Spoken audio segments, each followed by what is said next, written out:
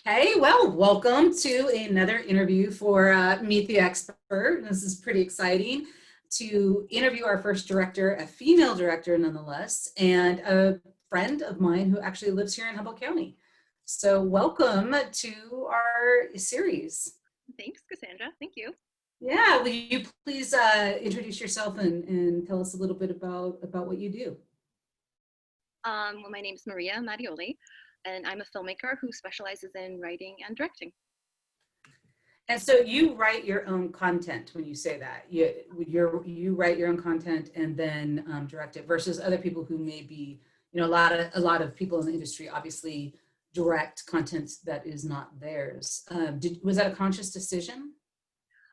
Yeah, totally. I mean, I think because I came to filmmaking from like an actor's perspective, like I studied acting in San Francisco and New York, and in my 20s, so this was quite a while ago. um, I and I feel just, you. yeah, I think it's a common thing is that you realize how few decent roles there are for women and how few roles that I was auditioning for were for pieces that I actually really wanted to be a part of or, invest myself in. And so I really thought that if I wanted to do film as a career, I wanted to do it from the creative standpoint and really create the projects that I was working on. So yeah, so Nice. it was definitely like that a conscious decision to write. And then also I was screenwriting after I graduated and I was realizing like the only way that I could get my pieces made is if I made them myself. So it was a combination. So it was kind of like out of necessity and then also out of desire to kind of be the creative side of things. So is that why you went into directing them? Was that simple? It was just like, well, here's what I'm writing about. Who else is going to direct it type thing? Yeah, kind of like that. Yeah. I mean, also I think I just realized like, directing is kind of a culmination of everything I was really interested in. Like I studied photography, still photography, I studied black and white photography. I studied acting really seriously. And then I've also always written, like ever since I was a little child, I've always written stories and my stories always in my head, I saw them as films. And so so it was just kind of a really directing is the culmination of all those things, like the acting, the photography and the writing. So it was a natural fit. I guess. A triple threat. Yeah, Um, not really. yeah. So yes, so now you are writing and you are directing, and we know that you did direct a feature film called The Wine of Summer. And what year did that take place in? It was released in 2015 and we shot it in Barcelona.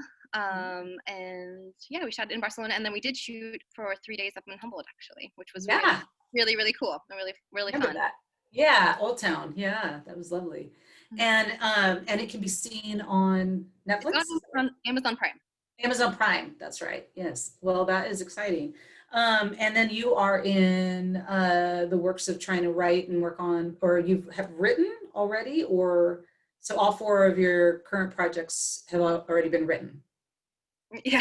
Wow. Yeah. Wow. A Well, lot it's a going well, so I have yeah, I have a producer in New York named Stephanie Dawson and she and I are in development on a project that we've co-written. So this is the first time I've ever co-written a script with on. Stephanie. Um, and or co-written the script in general. And so and that's a project that we would like to shoot up here in Humboldt actually. So it's Well, been I'm excited by that. yeah. Always excited for you, but that also works for me. I Yeah. really like that. So tell us a little bit more about how did you get here? I mean, you mentioned San Francisco, New York. Were you also in Italy as well? Oh yeah, I lived in Rome for a little while too. So And did you study there, or was that more just for? I just always wanted to live there, and so I was working at the Vatican as a art history guide, which was really cool. Wow, But once I got wow. there, it was like I realized it was just not my cup of tea because I think one of the reasons why I decided that I wasn't going cut out for acting is living in New York and having an agent going out for auditions. I realized like I'm terrible at selling myself and I hate auditions. And so here I am in Italy, like basically it felt like auditioning every day. Like so you meet this new group of people, you have to warm them up, you tell them all your stories and your facts and your history. And it was to me, I think I'm kind of like a combination of an introvert and extrovert. Like I like talking to people, but I don't like to be the center of attention and the center of focus. And it was just a really like here I was like in the Sistine Chapel every day, and I was like kind of miserable with it. So it was a little bit of a hiatus when I was screenwriting. I was writing one of my scripts then when I was living in Italy. So and that was kind of one of the impetuses and the inspiration for Wine of Summer is living as an expat abroad and all the expats I met while I lived in Rome. And so I had this idea to make a story about that kind of expat life. And then I decided to shoot it in Spain because I had some friends who were in the acting world in Spain, in Barcelona and Madrid. So Yeah, and it's really beautiful. It's definitely beautiful. If whoever's watching hasn't seen it yet, I highly recommend it. And it has locals. You took some of our local crew as well as local yes, yep. actors. So the person who shot it is an amazing cinematographer named Andy Radzuski, who's one of my very good friends, and he and I Mhm. shot a few things together previously. We worked on the Love Humboldt series, the original one, back in 2009 or 10, and then we did some music videos Mhm. together, and then we just have a great relationship in terms of like visual style. Like we can just kind of be on the same page without having to have a big discussion about it, which is great. And he's such a lovely person to work with. And so he Mhm. graduated from he graduated from HSU. He's down in LA working, and so he came to Barcelona with me. And then Malcolm DeSoto, a local, came with me. Montel Vanderhork, all these great local people, Mhm. and Amy Taylor. Who else came? Did Bob Wells? Bob Wells went, Oh, yeah, didn't he? and then of course Bob, the Yeah, star. Yeah, Bob. Bob, Yeah, yeah, yeah. Bob Wells, Lynn, who's a producer on the project as well. She came. Karina Estrada was the executive producer, and she came. And she actually sang in the film.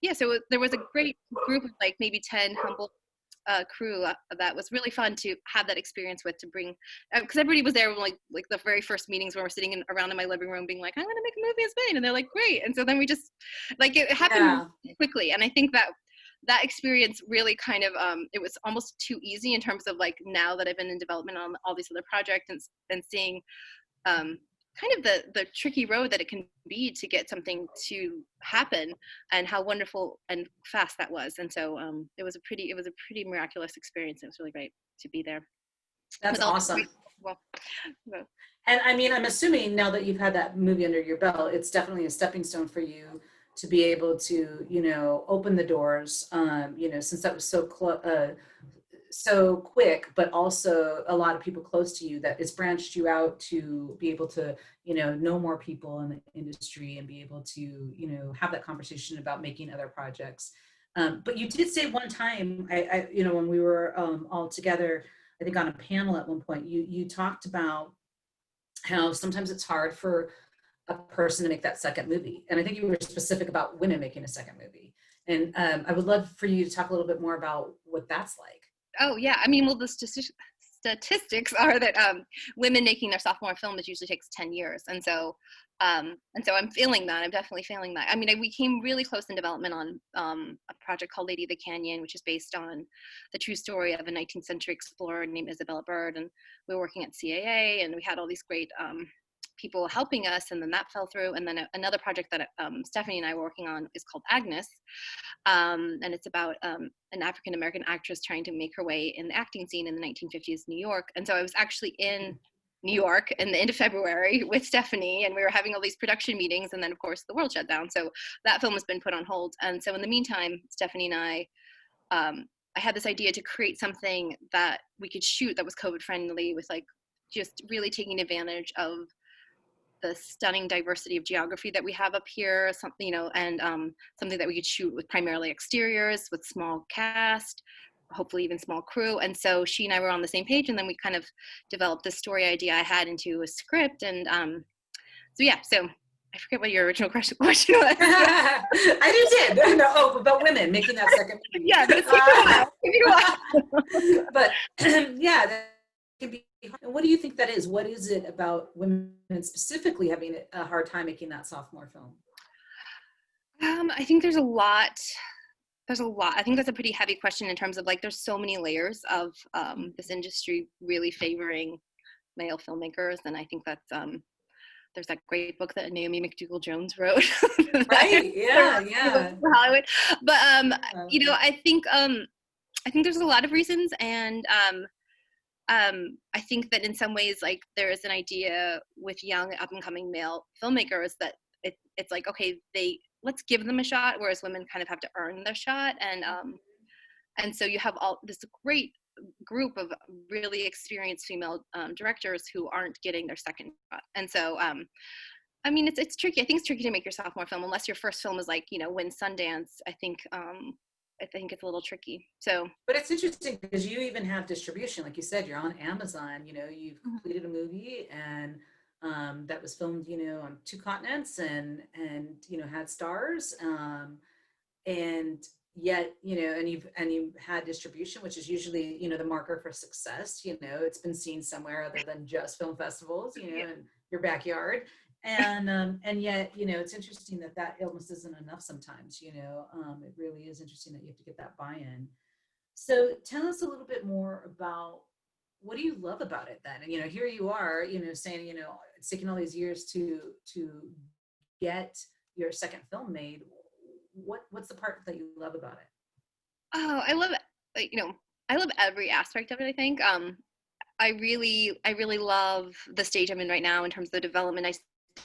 And really getting the little kernels together, and it's kind of like uncovering a puzzle, where you, especially working with Stephanie on this project, has been super fun because we've done something that I've never done before, which is like make an act. Like usually I'm just like, Yeah.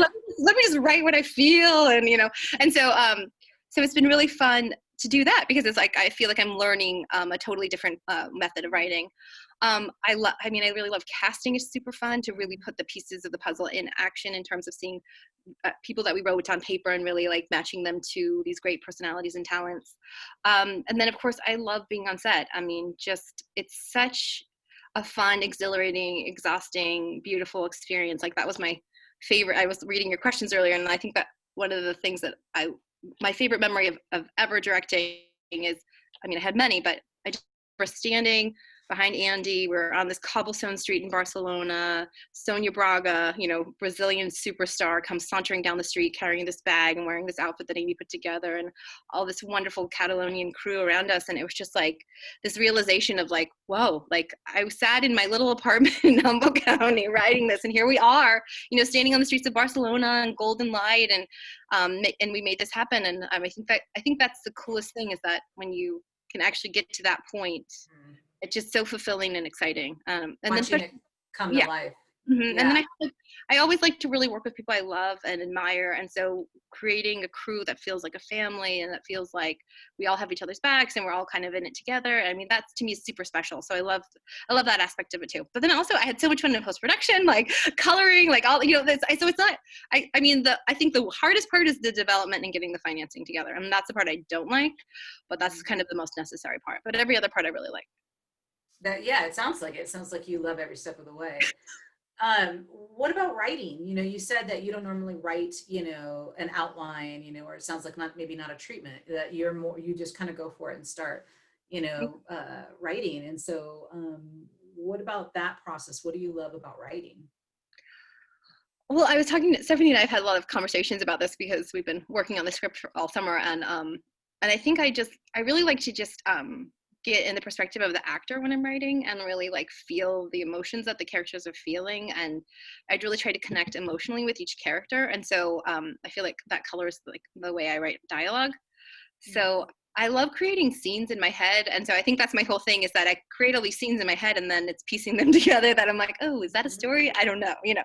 So yeah, so I just love I love that imagination part of it, and I think that comes from, I've always loved thinking and creating and writing. So Right. Well, you know, when we've talked before about, you know, scripts and things, and I've, you know, had meetings with you for other things that we were working on, and you would check in and just say, oh yeah, you know, I've written it, I've sent it away, I'm getting my feedback from them, you know, they're giving, you know, how is that? I mean, what is that like? That must be so scary to send off a script and be like, here's my baby, here's my brainchild, and wait for the feedback, you know. Talk a little bit about that process.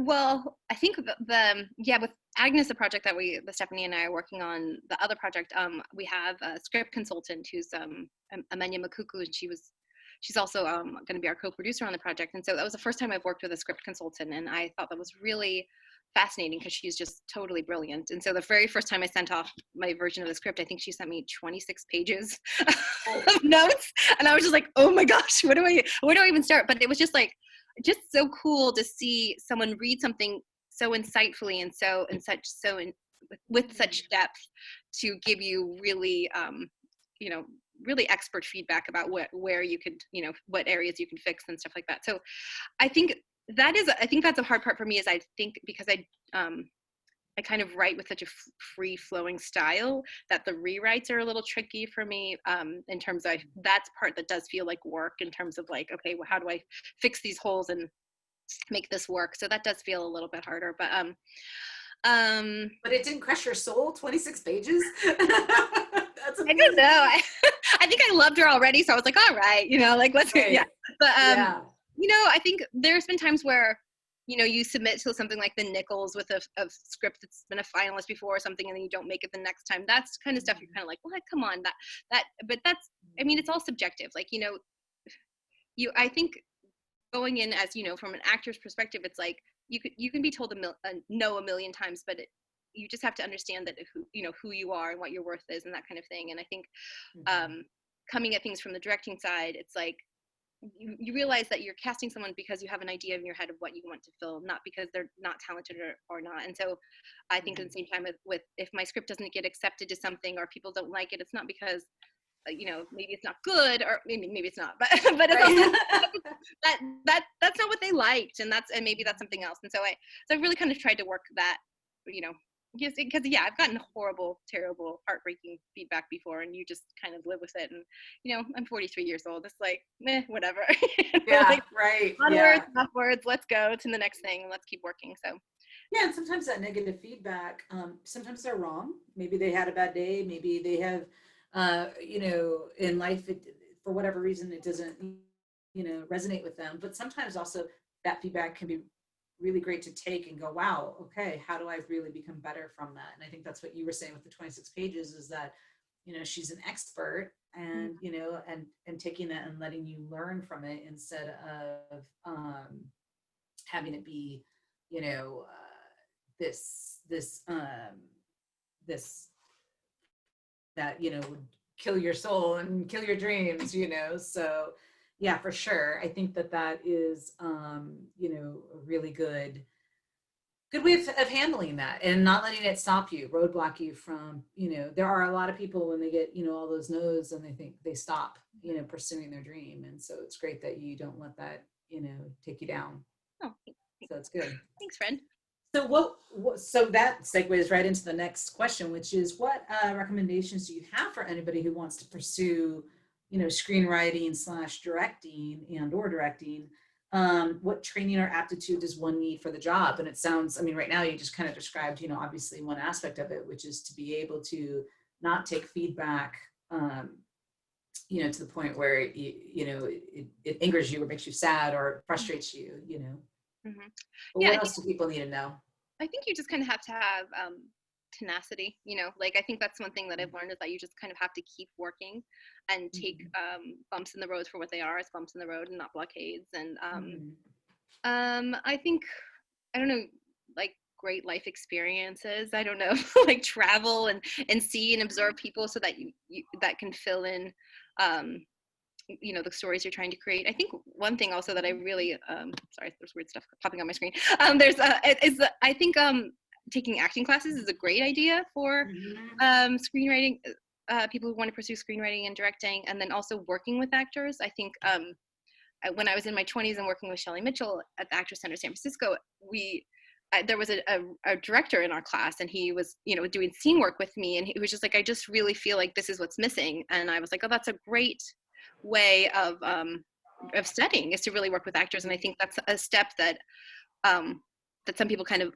overlook. But actors are really the soul of your creation. And so I think to be able to have a good rapport with actors and to understand emotionally where actors are coming from, I think is really important. I've only taken maybe like one screenwriting class or writing class, so I don't know if I don't know that I really have a lot of experience in terms of actual like writing classes. I just feel like I've always written and had a desire to write. So, and then directing, I just kind of felt like that's something I've always done. So even when I was a little kid, I would get all my cousins together and direct these little short plays and films with them. So I feel like it's just something inherently that I like to do. I like to organize, and I like to, you know, work with people and make things. So, so. That's awesome. Yeah.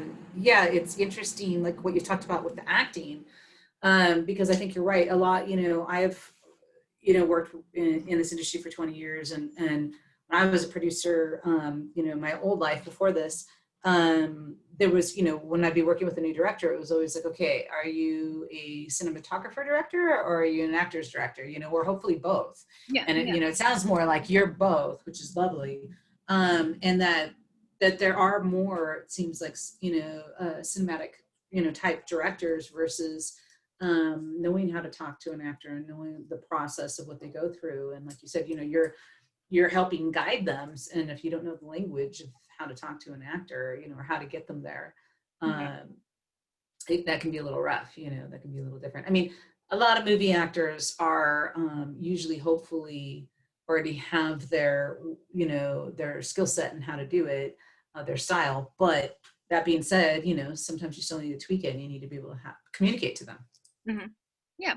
So I think that's a really good recommendation, is that as they do that. What about also, like you were saying, that the first movie kind of came easy, and now you've had a long time that you've had to wait. So I mean, would you say patience maybe is an aptitude that someone has to have in this industry? It seems like you've been very patient, Maybe just like an eternal optimism, because I feel like that's also one of the things. I don't know if I'm dumb or I'm like, let's keep going. Come on, let's keep working. I know you, and you're not dumb. So no, I think you're right. An eternal optimism is that, you're definitely always keep. It seems like you always are excited and happy, but you're also, you come off realistic at the same time. Like, you're excited about a project and hopeful, but you're always kind of like, well, we'll see, we'll, it's not there till it's there, so, which I think is what keeps you from having this heartbreak, of, well, why didn't it happen when you thought it might happen? So, another good skill set to have. So I think that, that's been really great. So I loved your story about when you realized, okay, here I've been writing this scene in Humboldt, and now all of a sudden I'm on the streets of Barcelona. Are there any other epic stories about, writing and or directing? Anything that you've learned while you were doing these projects, like learned about it as it was happening, for your next project, like, oh, wow, that went wrong, but now I've learned how to handle that for next time? That's a good question. I think one of the things I've learned is that you kind of have to,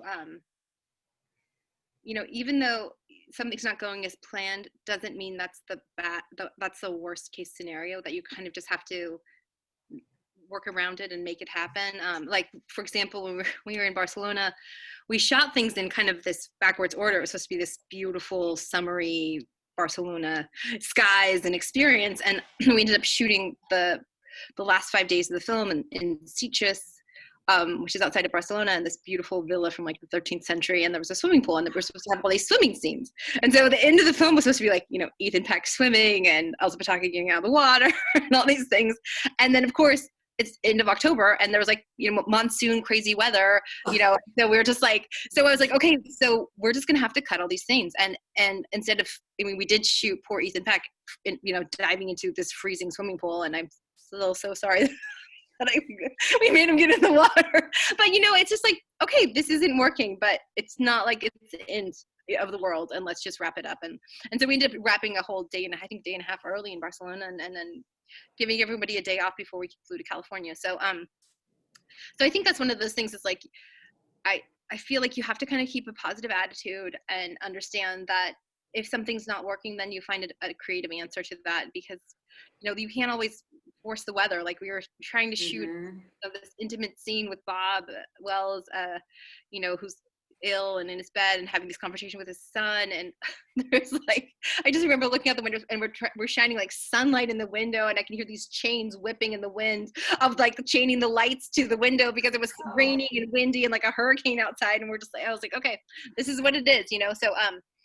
I feel like you just kind of have to really, it's okay that things are going to go wrong, and that you just kind of work around them, and I feel like you have to be kind of a positive cheerleader for your crew, and that when things are going wrong, you are the face of that. And so instead of letting that affect you and affect everyone, everyone is working so hard on a set. Everyone was working so hard and bringing all their talents and all of their energy to a set. So it's like you have to just kind of appreciate everybody and just be like, hey, let's move on to the next thing, So I feel like that's something I learned. So yeah, another good lesson, that's a great lesson to learn. And we do learn that, don't we, in production when we're on set. And I don't think I know any project that hasn't had that moment, and that's part about the flexibility about working in this industry is you become a very flexible person, quick on your feet to come up with a solution. That is for sure. So how do you see the filming industry here? You live in the Redwood region. What are your thoughts, especially right now during the pandemic, and productions wanting to stay closer to Hollywood? What are your thoughts about, our region and filming? Well, I think you've done an awesome job, Cassandra, about really bringing tremendous projects up here and really enabling local crew to have opportunities to work on big Hollywood productions, which is so cool. I think, well, I'll pay you later. but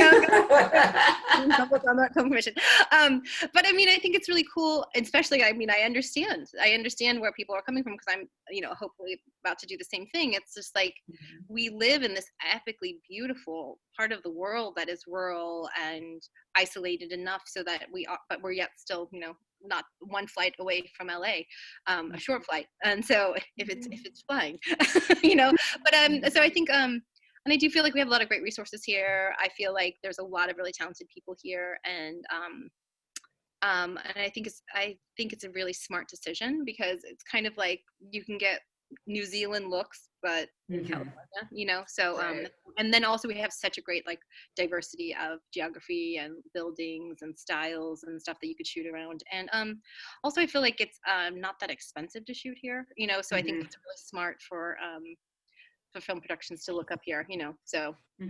No, I agree with all of that. But thank you. Yeah. Well, and then, we have local crew, as you mentioned, and we have vendors that work with productions when productions come here. So, you live here, but what do you want our local crew and our vendors to know? Like, if and when your production, gets green, lit, and it will, and there's her optimism, and you shoot it here, what do you want, local crew and vendors to know about working with a production or your production? What do I want them to know? I want them to know, I guess I just I want them to be valued, and I want them to hopefully have a lot of opportunities to get work done and to get experience, and I think it's good for film productions in general nationwide, and internationally. I don't know if that can even happen, to know that it is really a great place to shoot. And I think that's really important for me to see people I know and love working and getting great experience, and also to see all the work that you're doing and the people you're bringing up here, because I think that's really important. We're in a pandemic with all sorts of industries shutting down. It'd be really cool to see the film industry really flourishing up here, and to get more jobs up here, more projects up here, maybe get a post-production house up here. I feel like there's a lot of cool things that could happen up here that would be awesome for the local community and for the local filmmakers. So, and some of the people that we've interviewed have said, they want them to realize too, like, the long hours, or that they might need them in the middle of the night, and I think that there's some of, and you've worked with some of our local crew. So maybe instead of asking you what should they know, what do you know about our local crew that you could, speak to, of like, how was it working with locals here that have predominantly made a lot just here, Well, I think that's one of the things, is that we have this, living up here, we have this idea that someone from Hollywood or New York is better per se, or more talented, and I don't think that's necessarily true. For example, I shot in Spain and Los Angeles, in the middle of Hollywood, with literally like the Hollywood sign out the window, and then in Humboldt. And I feel like the Spanish crew was amazing, wonderful. My Eureka Humboldt crew was awesome, Arcado crew. But the Hollywood crew was interesting. It was definitely interesting, and I feel like we have really talented, hardworking people, but we also have really kind-hearted people and community-centered people, and I think that's really important for a film crew, because that's one of the things I don't like about the industry, is the hierarchies on set, and the hierarchies, that just exist. It's and so I feel like Humboldt people are willing to roll up their shirt sleeves and get to work and take on jobs and be positive. And that's from what I've, what I've experienced from people I know who work in this industry. That's what I feel. And I think that's really awesome. And I feel like that should be really attractive to people who want to bring their projects up here. So. Yeah, I agree. I think that we have a lot of hard workers. I mean, sometimes they are a little shocked by the amount of work that a film set does. And what do you mean it's a 12-hour day? But they definitely, they definitely meet it and are willing to do it once they realize, okay, this is what's being asked from me. Okay, I'll do it. And it's been really great. I've loved working with our local crew and vendors and having them be part of the industry. I mean, they always end up at the end, it might be intense and long and they're tired and hungry, but then, when it's all said and done, they're like, oh, I worked on a movie. Wow. It's really fun for them. And then they're addicted, once you've worked on one, you become addicted to these things. So what do you think is your long-term goals? I mean, is this basically it? You want to keep writing and directing and keep just making them when you can and around the world, assuming, once pandemic is over and all? What do you have for long-term goals as far as your projects? Well, I mean, first of all, I want to make my next film. And then, yeah. after that, and then after that. And I mean, I think I have probably like 12 projects, like in various stages of writing and written. They're fully written. So so I have a lot that I would like to make happen. And I'm really loving my partnership with Stephanie Dawson, my producer right now. I think that she's amazing, and we have a lot of ideas about what we want to see happen the next few years with the projects. But yeah, I'd love to keep working. I mean, I'd love to work and then continue working. Yeah. And are all of them basically indie style? Do you ever see them being more studio style, or do you see them more that intimate, artistic indie style that you have? Like you definitely have a style, which your Love Humboldt movies had a certain style. The Wine of Summer had a certain style. Even when you've posted pictures on Facebook, you have a certain style and look, to the way that you do things. Do you think that they are, which is a very artsy indie kind of world, do you see yourself kind of always doing it that way, or possibly ever branching to more of the mainstream studio type thing? That's a good question. I mean, I think there's a couple of my projects that I would need more money for, like bigger, more epic budgets. The one that we're working on right now has a little bit of a thriller suspense feel to it, which is really fun, kind of in the vein of like White Ribbon or Picnic at Hanging Rock, which is kind of a little different from what I usually do. And I do have an idea for like a post-apocalyptic thriller. So, so I mean, I feel like I have a few things that I would like to do. So, but yeah, I mean, I think when I grew up in Eureka, and I got into a lot of trouble when I was a young teenager. And one summer I was on restriction for the entire summer. So I'd walk to J.J. Perry's video store in Henderson Center, and I made it my goal. There was a little white bookshelf of foreign films, and I made it my goal to watch every single foreign film that I could watch. And this is when I was 14. And so I watched all these foreign films when I was like 14, 15 years old. And I think that really has colored my idea, my perception of what films I aspire to create, and directors and writers that I've always admired. And so I think I just kind of naturally gravitate to that kind of like indie feeling, kind of film. But it'd be really fun to do. It'd be really fun to have a career where I could explore various things, but we'll see. So. Yeah. Well, I mean, I mean, with 12 projects, I don't see how they all could be exactly the same. They must be somewhat different in that respect. And, that's incredible.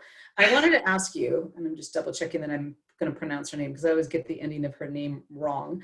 But I wanted to ask you about working with Marcia Gay Hardin, and how was that working with her? Because she plays Ethan Peck's teacher or agent? Acting teacher, yeah. Acting teacher, yeah, in the movie. So how was that working with her? That was dreamy, just utterly dreamy. Yeah. Like I was like, well, I think the thing is, you think, she's an Academy Award-winning actress, and you realize, oh, she's really saying these lines and feeling these lines and giving this performance that just a different caliber. And it made me really rethink about how I want to cast other projects. It's like, you know, when you have an actor or an actress of that caliber working with you, it's just, they do all of your work for you. I mean, like, maybe we had a little conversation, and, you know, she's like, well, you wrote it, so I know how you feel, you know? And so, Right.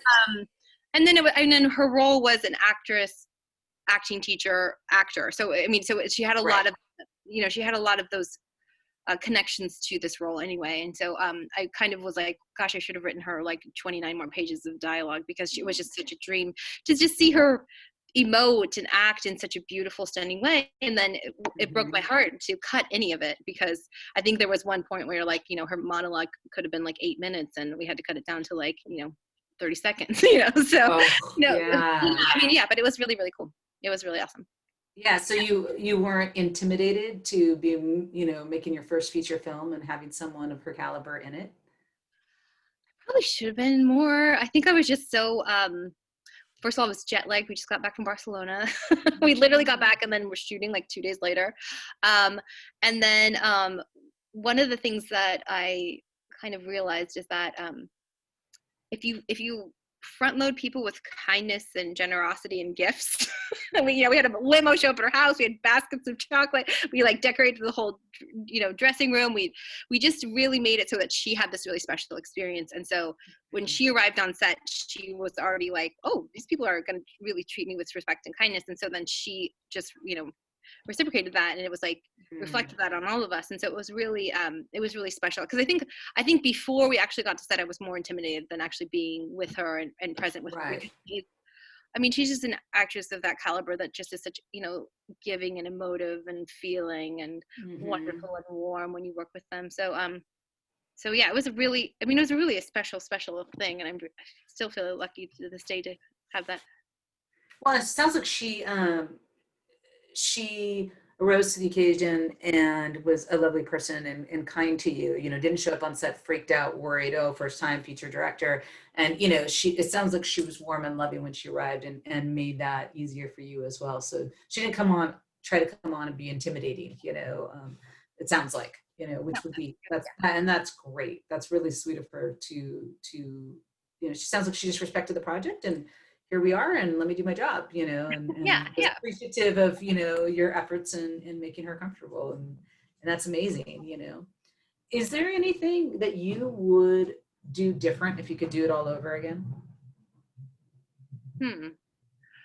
Gosh, in terms of my life? Oh, why don't we narrow it down to film in your career? Though you can tell me that off camera. Let's not record that though.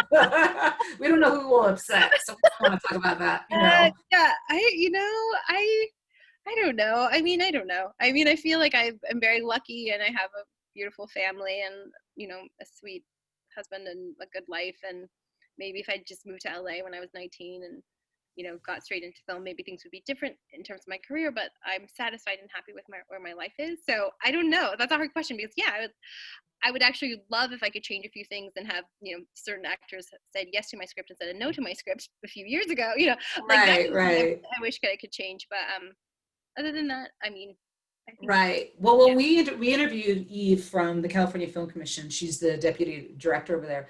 And when we asked her that question, she said, I wish I would have been more assertive when I was younger. You know, she's like 5 foot something, you know, one maybe. And she said, you know, I wish I would have been more assertive in the beginning, but she goes, I didn't know what I didn't know. And, you know, and that as she got older, she realized that, that her strength and what she was capable of. And so, you know, I guess it's kind of, it becomes a learning lesson. What have we learned that we wish that we would have known going in, but now we know, you know. And yeah, you know, it's like you said, you do have a great life, and like you said, you could have done it different, sure, but that's not necessarily regret. I think that's just that different life choices, you know. And I think it's been lovely to watch you, you know, have your family and as well as your career, and you're a lucky woman, and that's beautiful, you know. And a very kind person. So I'm really hopeful, and it sounds like, you know, you're in an amazing business relationship with Stephanie. So I'm really hopeful for you that it can, you know, come to fruition, and that we actually do get to make your movie here. That would be really amazing. Yeah, exactly. So let me ask you this. What are your final thoughts? What do you think that people who are in Humboldt-Del counties who maybe are, wanting to break into the industry but don't know how to do it yet, people who are watching this on YouTube from around the world, what are your final thoughts about, wanting to let people know what it's like to be in the industry, how to break into the industry, what do they need to do, what do you want to let them know? I feel like it's okay to start humbly, but work hard. I mean, be kind, work hard. Those are what I think Conan O'Brien said that. If you're kind and you work hard, amazing things will happen. I feel like that's a good one. I feel like don't be afraid to dream big and to work for that. I remember being on the first on Humboldt County set with Danny and Darren, and and there was this time where we are all, all the I was like the production. I was a production assistant, but I forget what my title was at the time. There was a tiny little title above it. And I was with all the assistants and the assistants and everything, and we were all sitting around this table, and everyone was going around the table saying what they really wanted to do or to be. And I was like, oh, I want to be second camera, I want to do this, or maybe I want to be a DP, or and then it was my turn. I said, well, I want to write and direct. And then my friend elbowed me under the table and said, you're not supposed to say that. And I was like, well, that's what I want to do. And then so it's like I feel like Wow. I feel like it's okay to have big dreams, even if you're from somewhere like here, it's that it's okay to pursue things, even when people tell you that there's no chance, that it's okay to have goals that maybe are bigger than what you think you can accomplish. So. Well, that is well said and very beautiful. Thank you. Yeah, I really appreciate that. Well, thank you so much for doing this interview with us. I know you're a mom, and you have, a plethora of children there at the house, and you're always busy doing something, and your brain is always, creating stories. And so we really appreciate that you're taking time out of your day to talk to us about what it's like to be a director. And I think you'll get your second movie made before the 10-year mark. That's what I'm betting. That's my bet on you. Thank you. Well, thank you for having me. It was really, really sweet, and really sweet of you to ask me. And thanks, Nate, for all your hard work back there. So yeah, he does a good job. So thank you.